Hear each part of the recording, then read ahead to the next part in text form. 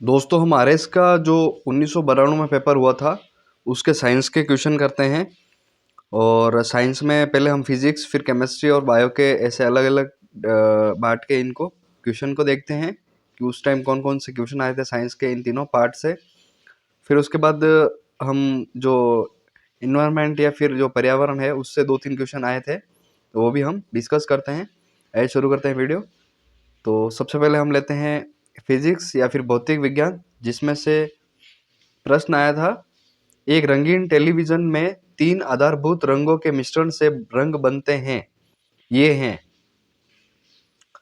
लाल नीला नारंगी, लाल हरा नीला, लाल पीला हरा या फिर लाल हरा भूरा। तो दोस्तों जो टेलीविजन रंगीन टेलीविजन होता है उसके आधारभूत जो रंग होते हैं, या फिर ऐसे बोल रहा है ये क्वेश्चन कि मेन जो रंग होते हैं 3 रंग वो कौन कौन से हैं। तो वो है लाल हरा और नीला। तो इसमें हमारा ऑप्शन सही होगा बी, लाल हरा और नीला। ठीक है दोस्तों, इसमें व्याख्या भी क्या है, यही है जो प्राथमिक रंग बोलते हैं इन तीनों को, लाल हरा और नीला, इसका यूज होता है टीवी के जो मेन रंग होते हैं उसके अंदर। अगला प्रश्न था फिजिक्स से रिलेटेड, ये 27 नंबर प्रश्न था फिजिक्स का। परम शून्य तापमान पर अर्धचालकों में विद्युत प्रतिरोध हो जाता है। तो आपको पता होगा दोस्तों, परम शून्य तापमान कहते हैं 0 डिग्री केल्विन या फिर -273 सेंटीग्रेड तापमान को परम शून्य तापमान कहते हैं। ये 0 डिग्री केल्विन और 273 सेंटीग्रेड तापमान को परम शून्य तापमान कहा जाता है। इस ताप पर अर्धचालकों में विद्युत प्रतिरोध अनंत हो जाता है। विद्युत प्रतिरोध अनंत हो जाता है, तो हमारा आंसर क्या है इसमें, संपूर्ण अनंत या फिर प्रतिरोध अनंत हो जाता है।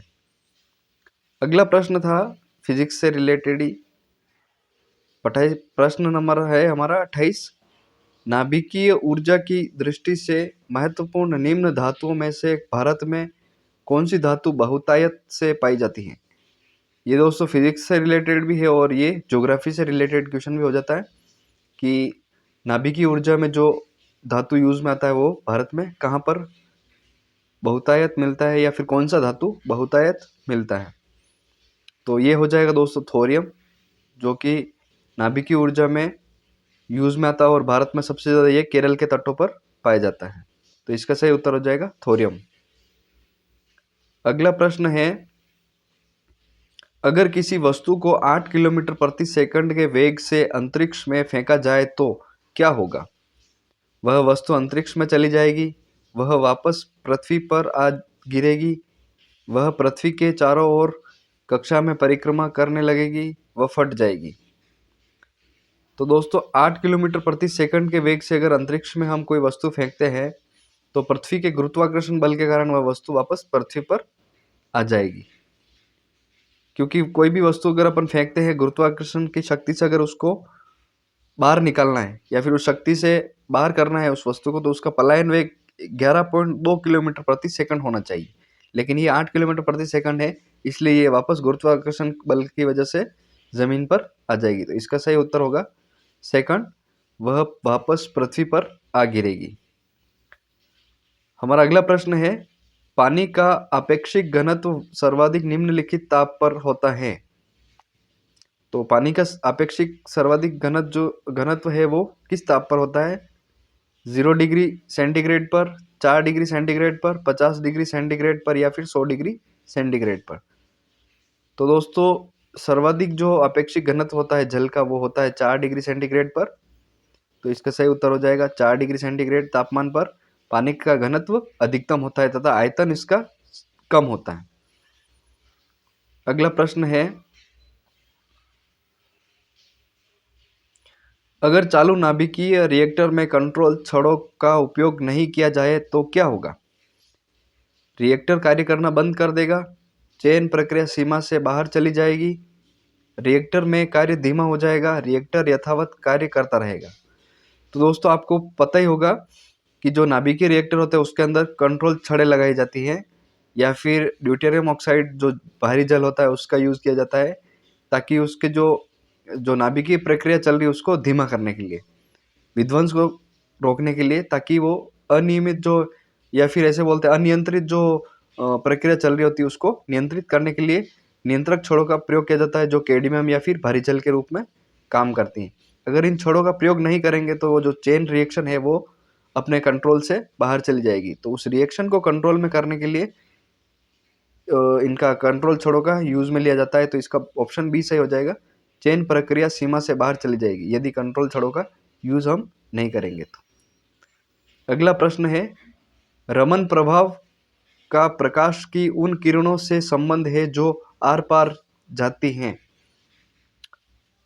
केवल द्रव्यों के, केवल प्रिज्मों के, केवल हीरो के, सभी पारदर्शी माध्यम के। तो दोस्तों आपको पता होगा सीवी रमन को नोबेल प्राइज मिला था रमन प्रभाव के लिए, और ये भारत के पहले साइंटिस्ट थे जिनको नोबेल प्राइज मिला था फिजिक्स के अंदर।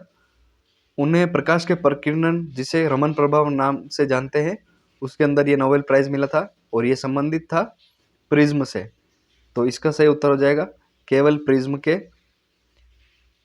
किरणों से संबंधित है रमन प्रभाव। अगला प्रश्न है, लकड़ी, लोहे व मोम के समान आकार के टुकड़ों को समान ऊंचाई से पृथ्वी पर गिराया जाता है, कौन सा टुकड़ा सर्वप्रथम पृथ्वी की सतह पर पहुंचेगा? लकड़ी, मोम, लोहा, सभी साथ साथ पहुंचेंगे। तो दोस्तों पृथ्वी की समान गुरुत्वाकर्षण शक्ति के कारण समान ऊंचाई से अगर हम पृथ्वी पर कुछ भी सामान गिराएंगे, चाहे वो लकड़ी हो, मोम हो, लोहे के टुकड़े हो, कुछ भी गिराएंगे, चाहे उनका भार कुछ भी हो, लेकिन वो गुरुत्वाकर्षण समान लग रहा है, तो इस वजह से वो सभी वस्तुएं साथ साथ पर पृथ्वी पर पहुंचेगी। तो ये थे क्वेश्चन दोस्तों फिजिक्स से रिलेटेड।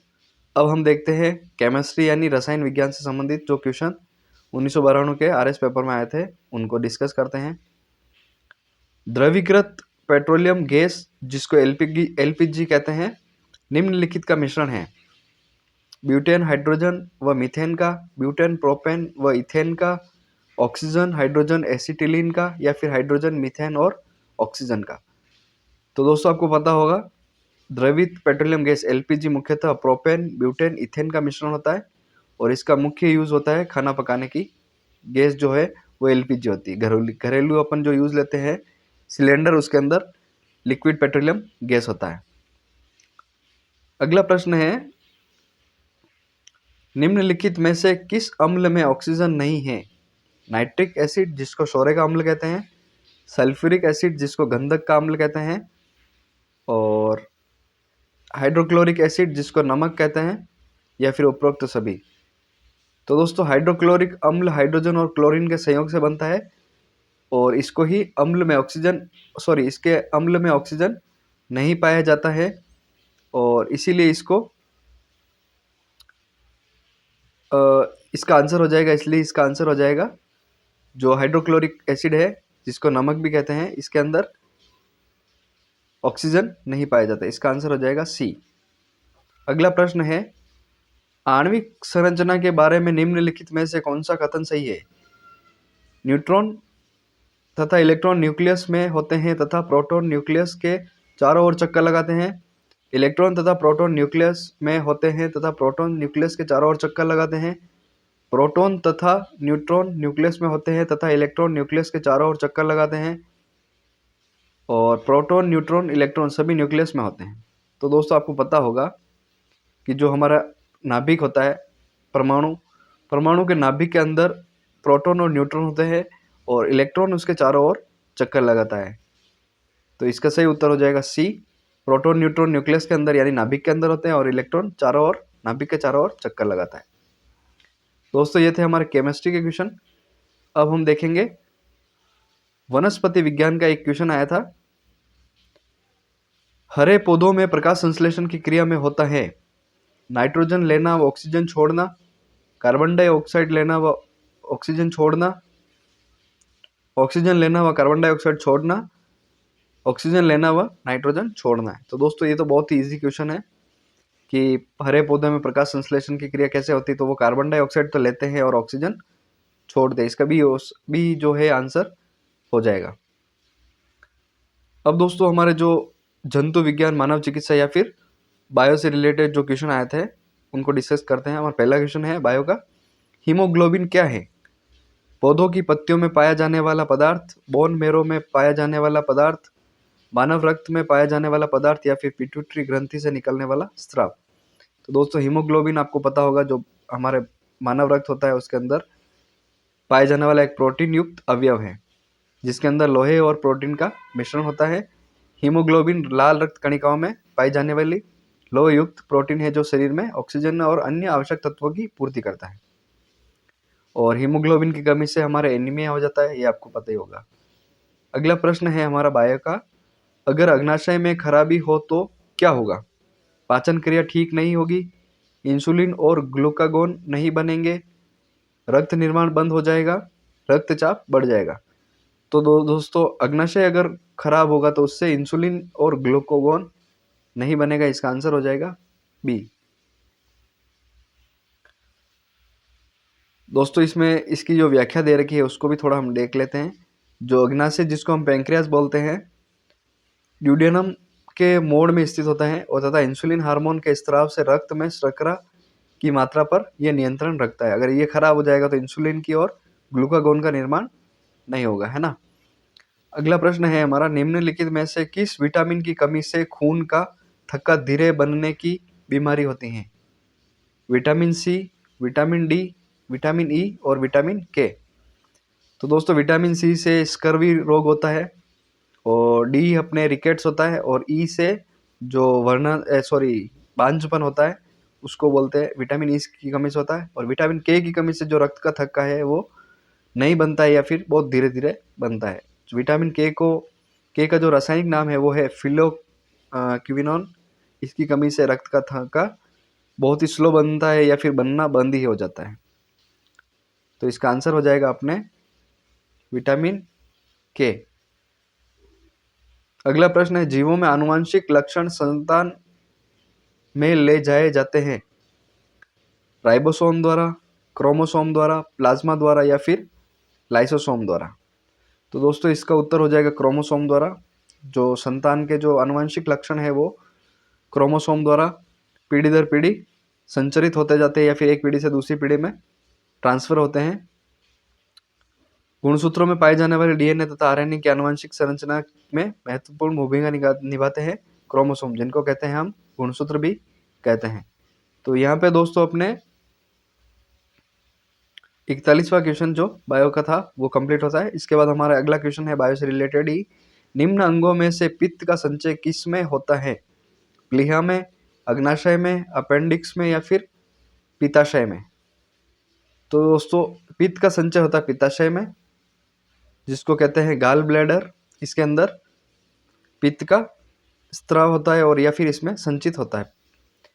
एक दोस्तों कृषि पशुपालन डेयरी का एक क्वेश्चन है जिसको भी हम देख लेते हैं, जो काफ़ी पॉपुलर क्वेश्चन है और ये आता ही रहता है और बहुत इजी भी है। ऑपरेशन फ्लड का संबंध निम्नलिखित में से किससे है? बाढ़ को रोकना, दूध उत्पादन, असम के उग्रवादियों के विरुद्ध संघर्ष या फिर कर चोरी के खिलाफ छापा। तो दोस्तों ऑपरेशन फ्लड वर्गीज कुरियन ने चलाया था 1970 में, तो दुग्ध उत्पादन हो जाएगा। इसके बाद ही अपने जो अमूल डेयरी है ना उसका इन्होंने गठन किया था उसी समय।